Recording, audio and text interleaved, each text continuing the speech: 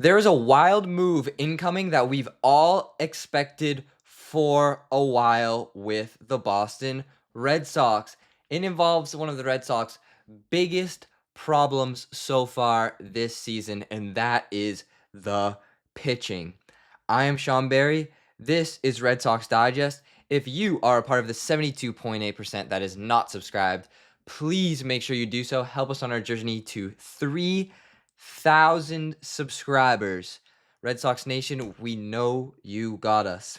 What I have today: Red Sox may soon cut ties with a 9-year veteran, Boston area native per an insider. And if you aren't aware who that person is, it is Sean Newcomb of the Boston Red Sox. He's played in Atlanta. He's played all over the place. But he has recently won the fifth spot on the season's on the starting pitching rotation. Left-hander Sean Newcomb has been unexpected contributor for the Boston Red Sox so far, and not necessarily in a positive one. If you have been watching the games, you have understood this quote exactly.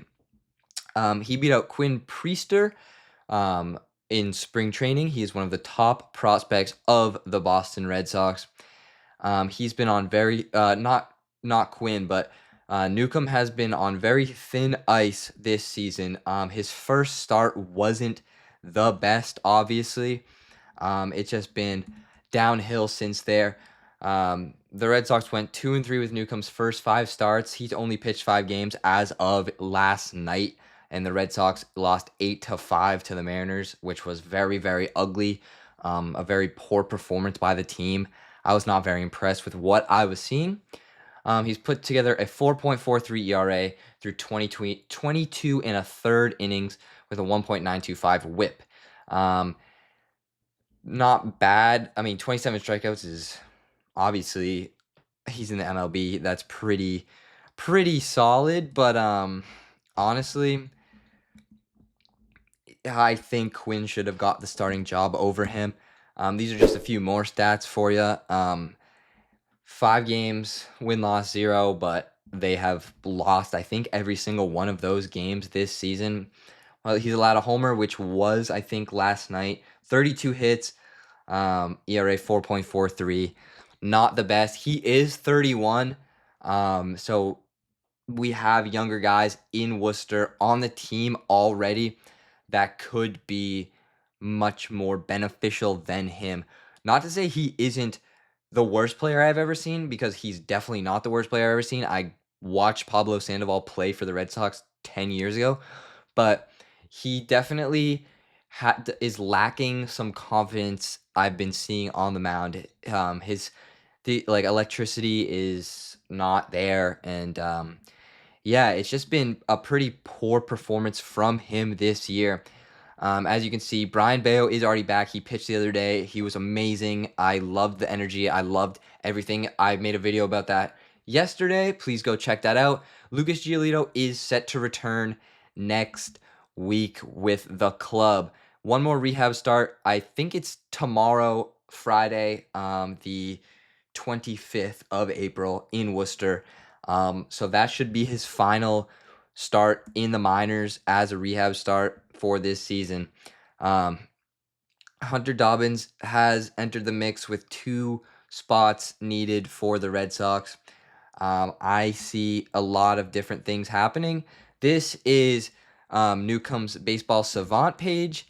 As you can see, his stuff hasn't been... It's been roughly in the same spot, all the different pitches. It just hasn't been effectively used very well, in my opinion. From what I've seen, it hasn't been thrown super solid. Obviously, a lot of runs have scored off of that, and it's just been very, very poor. I think they should send him down to Worcester, or honestly, I feel like he'd be a good trade piece for a younger dude. He is 31 years old. That's up to Breslow, obviously, with the decision to make about Newcomb throughout the rest of the season. The Red Sox really everybody has high expectations for them, with hopefully a playoff push for the team this year. but obviously things sometimes don't go the way we all are hoping, and sometimes there's bad like circumstances, and there's different minor league options and trades and things like that. But the Red Sox do have a really solid farm system, and I think they should use that moving forward on the season. Again, 5 games pitched so far. He's pitched 22 in a third. Um, Obviously, 5 games, 22 in a third, 9 innings. I don't know. He's gone, I think, like 4, maybe 5 innings every game he's pitched. Um, average like 4.7, whatever. I don't know, 5 something.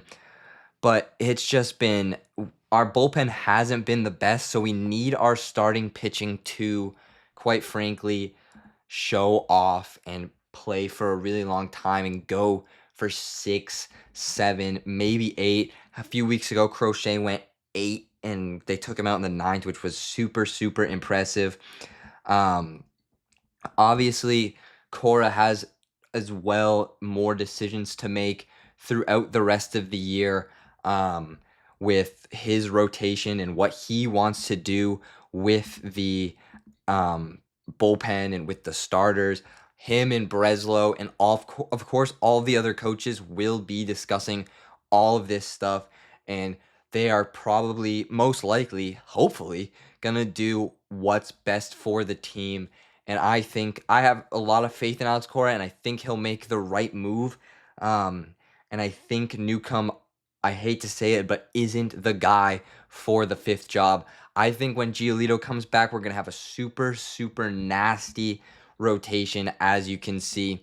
Crochet is our 1. I think Buehler should be our 2. Hauk, obviously, solid 3. And then Giolito comes back next week, I think against Toronto, should be our 4 or 5, and Bello should be our 4 or 5 as well. Obviously, Bello signed that contract. Crochet signed that contract. All of these guys kind of young. Giolito is also 31.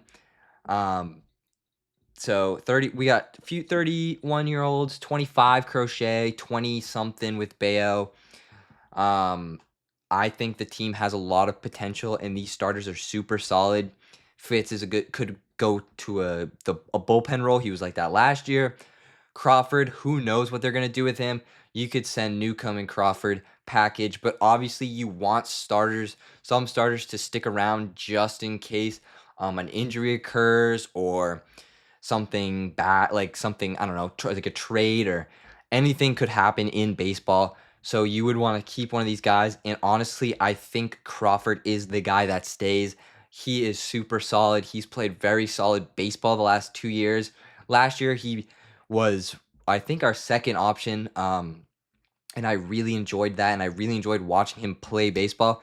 But at the end of the day, it is down to Craig Breslow and Alex Cora for the future of the Boston Red Sox.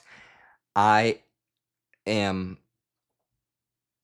hopeful, and I am trying to be optimistic about this season so far. Obviously, it's been like a month and a half.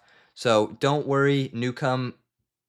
I see him not being on the team for very much longer, at least pro level. He could move down to Worcester. He could get traded. Anything could happen, like I said earlier. This is Red Sox Digest. Please make sure you let me know what you guys think about the whole Newcomb situation in Boston in the comments below. Make sure to subscribe. Remember, 72.8% of you are not subscribed, so please make sure you do so. This is Red Sox Digest. Go Sox.